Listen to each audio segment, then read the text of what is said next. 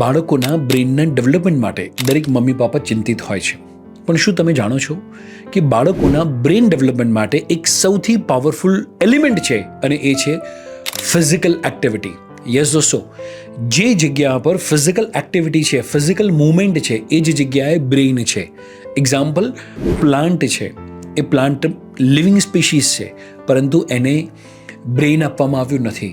કારણ કે એને આમાં મૂવમેન્ટ નથી. અને દોસ્તો, જ્યાં આગળ પણ બોડી બેલેન્સ છે, જ્યાં આગળ પણ બોડીને મૂવમેન્ટની રિક્વાયરમેન્ટ છે, એ જ જગ્યા પર બ્રેઇનનું ડેવલપમેન્ટ થયું છે.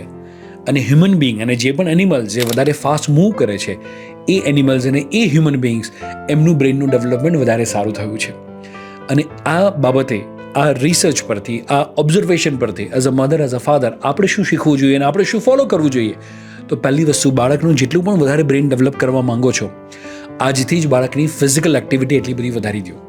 અને એના માટે દોસ્તો, મારે તમને ખાસ કહેવું છે કે as a mother, as a father, બાળક માટે મે બી ટેનિસ હોઈ શકે, બેડમિન્ટન હોઈ શકે, મે બી કદાચ સ્વિમિંગ હોઈ શકે, કરાટે હોઈ શકે, દોડવાનું હોઈ શકે. આવી બધી જ એક્ટિવિટી જેટલી વધારે બાળક કરશે એટલું ખૂબ જ વધારે સારું. 18 વર્ષ પહેલાં એટ એ સાઇડ કે એટલીસ્ટ 2 કલાકની એક્ટિવિટી એ બાળકોના બ્રેઇન ડેવલપમેન્ટને 50%થી વધારે બૂસ્ટ કરી દે છે. 2 કલાક ન પોસિબલ હોય તો 1.5 કલાક, ન પોસિબલ હોય તો 10th બોર્ડની કાલે એક્ઝામ હોય તો પણ 1 કલાકની તો એક્ટિવિટી મસ્ટ હોવી જોઈએ 18 વર્ષ પહેલાંના બાળકો માટે.